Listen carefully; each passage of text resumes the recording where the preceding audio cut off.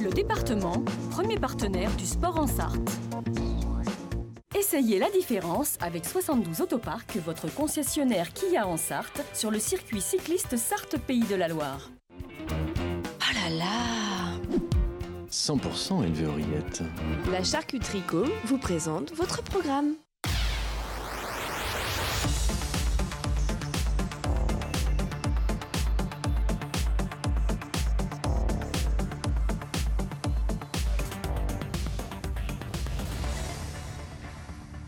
Sarro, victoire et maillot jaune. C'est la une de cette deuxième journée ici sur le circuit cycliste de la Sarthe, Pays de la Loire. Bonsoir à toutes et à tous.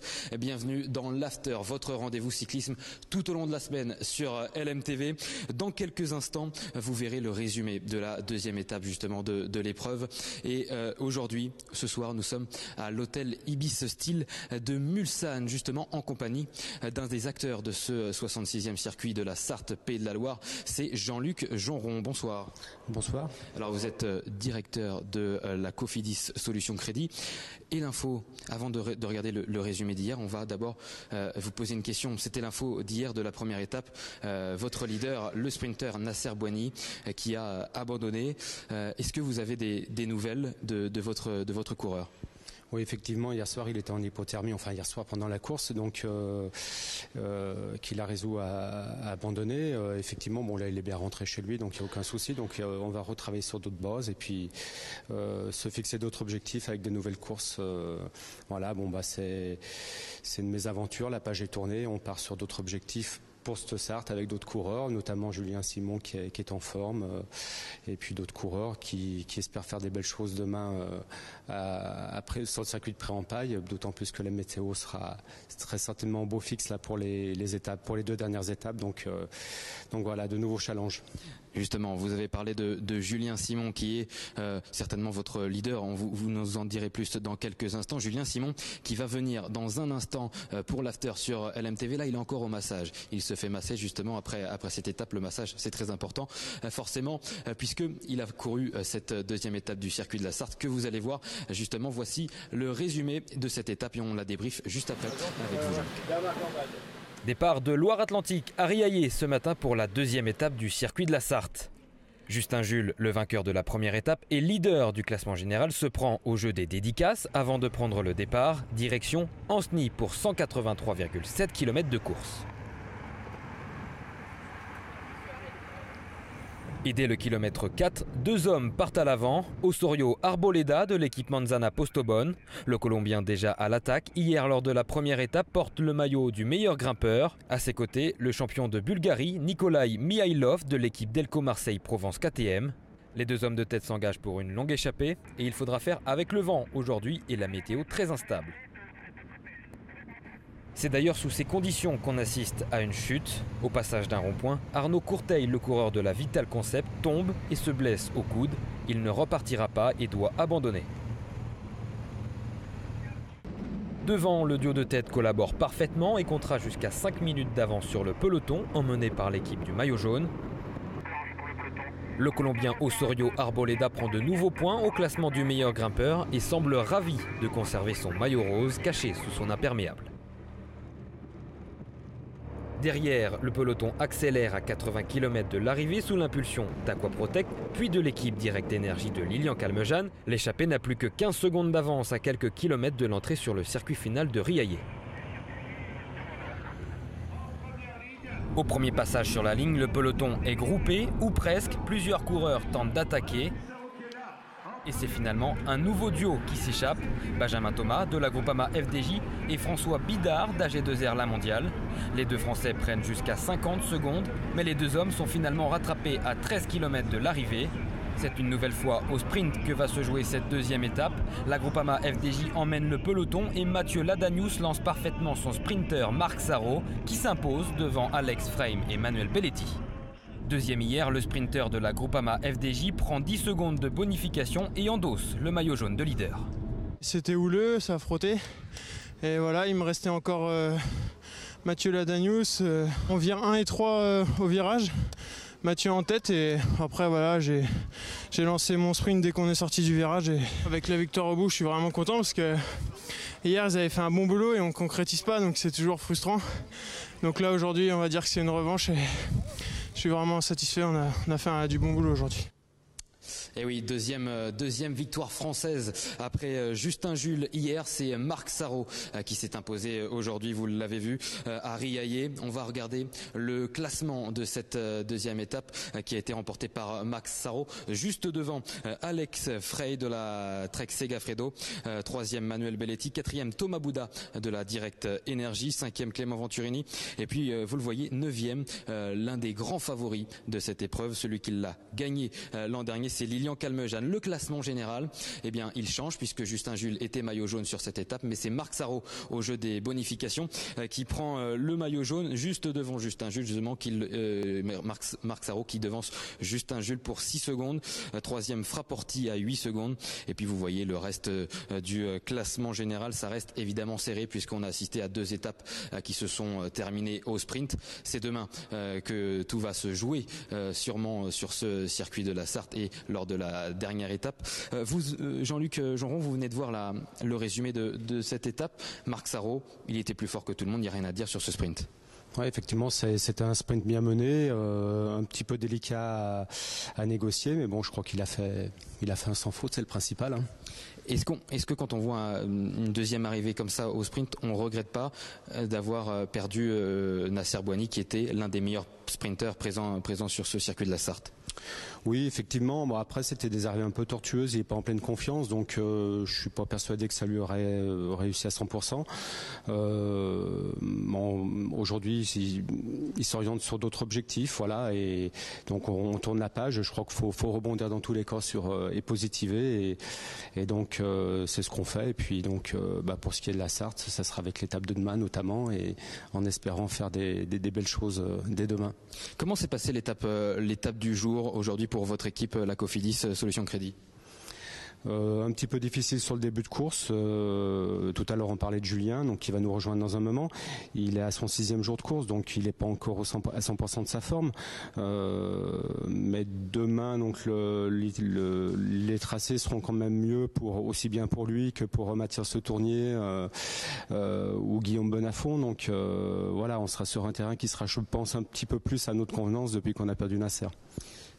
Ah, il y a Julien Simon qui vient nous rejoindre sur ce plateau. Bonsoir Julien, vous pouvez vous asseoir. 26e aujourd'hui, je vais essayer de retrouver le classement de l'étape. Voilà, 26e Julien Simon. Vous êtes un peu déçu? Comment ça se passe? Vous êtes content de ce top 30? Non, mais je suis pas content, on est là pour gagner, mais après voilà, je suis un peu là en reprise, donc je sais que c'est un peu plus compliqué en ce moment parce que j'ai repris ma saison il y a 15 jours, donc avec des soucis de santé qui m'ont retardé tout ça, donc non, après voilà, je savais que c'était pas des arrivées qui me convenaient en plus, donc demain on verra où la forme est, et puis voilà, après d'habitude c'est une arrivée qui me convient après en paille, mais voilà, je vais pas m'enflammer parce que voilà, j'ai que 5 jours de course, donc on verra demain. Comment vous analysez votre début de circuit de la Sarthe? On est maintenant à la moitié. Comment vous analysez la performance de votre équipe et de la vôtre? Bon, après, on était venu là pour gagner des étapes avec Nasser au sprint sur ces 2 premières arrivées. Voilà, ça a pas été comme on espérait, donc on est forcément déçus. Hein. On est comme toutes les équipes, on est là pour gagner des étapes, voir le général, et donc non, c'est pas un bon début, mais voilà. Après, il reste 2 étapes, déjà une belle étape demain à vallonner avec voilà, on a un effectif qui est du coup plus armé pour une étape comme demain. Donc on va essayer de faire une bonne étape et d'aller chercher un super résultat. Vous allez revoir les images du sprint remporté par Marc Sarrault sur cette deuxième étape. Vous avez essayé de prendre part à ce sprint ou vous vous êtes dit non, c'est un peu tortueux, je vais éviter les chutes et je vais pas essayer de jouer des coudes?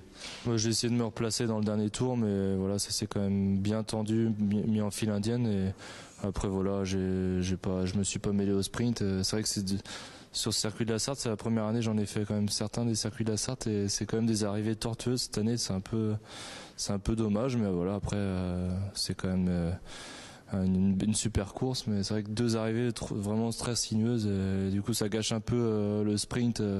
Voilà, c'est au plus kamikaze finalement, c'est juste un peu ça qui est décevant, mais voilà, demain ça va être complètement différent.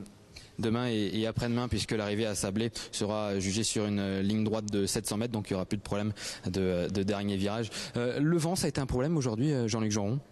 Le vent, ça fait partie de la course. Ça peut être un atout, mais ça peut être un problème si on n'est pas bien aussi. Mais effectivement, il y avait pas mal de vent sur ce début de course, et puis on avait beaucoup de changements de direction, donc fallait être vigilant tout au long de la journée.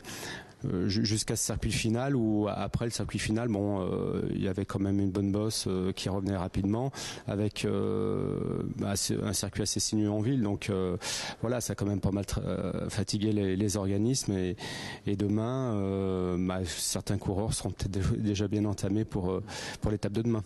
Et demain, justement, on va s'intéresser à ce profil, l'étape Rennes. C'est demain entre l'abbaye royale de l'Épau et le mont des Avaloirs, après en Paille, en Mayenne, justement. C'est l'étape Rennes, la plus dure, la plus longue, 199 km pour les coureurs du circuit de la Sarthe, avec une montée finale, celle du mont des Avaloirs, à monter à 6 reprises, 4 km à faire 6 fois. C'est le mont des Avaloirs, c'est un petit peu l'Alpe d'Huez mayonnaise. Est-ce que c'est quelque chose qui vous fait peur, Julien Simon? Non, après c'est pas quand même de la montagne, mais sur le circuit de la Sarthe, c'est l'étape. Avant il y avait le chrono qui était le premier objectif pour jouer un classement général, et là après en Paille c'est l'arrivée où le général va jouer. Après ça, je connais bien. Après en Paille, j'ai connu l'arrivée en bas, et depuis 3 fois je crois que c'est arrivé en haut, donc j'ai fait 2 fois deuxième là-haut, donc je connais bien le truc, mais voilà, après on verra demain comment ça se passe. Quelle sera la stratégie que vous allez mettre en place demain? Est-ce que vous allez tenter un coup pour cette arrivée au sommet?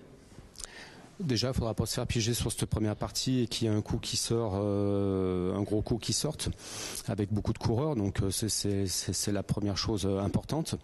Et je pense que les équipes qui auront à contrôler feront en sorte que nous, on n'a pas, je dirais, demain, pas principalement à contrôler, mis à part être vigilant, et puis plutôt se réserver pour la fin, pour le circuit final. Et puis, comme on le disait, donc Julien est en reprise, donc c'est son 6e jour de course aujourd'hui, demain son 7e.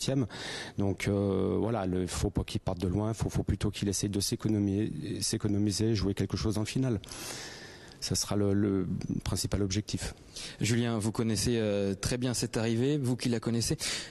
Vous pensez qu'on va arriver groupé dans ce mont des Avaloirs, ou qu'il y aura des écarts? Ah ouais, non, ça va y avoir beaucoup d'écrémage au fil des tours. Ça pète par l'arrière, comme on dit, et puis au final il y a quand même possibilité, comme Lilian Calmejane l'année dernière, il avait anticipé assez loin, à 3-4 tours je crois, et après derrière de toute façon on arrive à maximum 10, et puis ça peut être des petits groupes de 2 ou de 3, donc il y aura les favoris, je sais à peu près c'est les coureurs de chaque, il y a Pierre Roland, Guillaume Martin qui marche bien. Non, mais ça va être une course difficile, il y a 200 km, et ça fait plus de 5 heures de vélo, parce qu'il y a beaucoup de dénivelé et plus de 3000 mètres je crois, donc c'est vraiment une grosse étape, et c'est sûr qu'il n'y aura pas 30 coureurs au pied de la dernière montée. On va vous remercier, messieurs. Merci Julien Simon, coureur à la Cofidis, et puis à votre directeur sportif Jean-Luc Jeanron d'avoir été avec nous pour le 3e numéro de l'After sur cette 2e étape entre l'abbaye royale de l'Épau et entre Riaillé et Ancenis, pardon, je me confonds dans toutes ces étapes. Demain, l'étape Rennes entre l'abbaye royale de l'Épau justement et le mont des Avaloirs après en Paille. Ça sera à suivre à 18h45 sur LMTV, et dès 18h15 pour l'image du jour. À demain sur LMTV.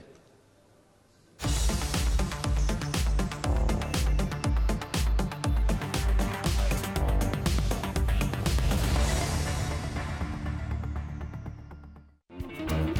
là là! 100% une verrouillette. Essayez la différence avec 72 Autoparcs, votre concessionnaire Kia en Sarthe, sur le circuit cycliste Sarthe Pays de la Loire. Le département, premier partenaire du sport en Sarthe.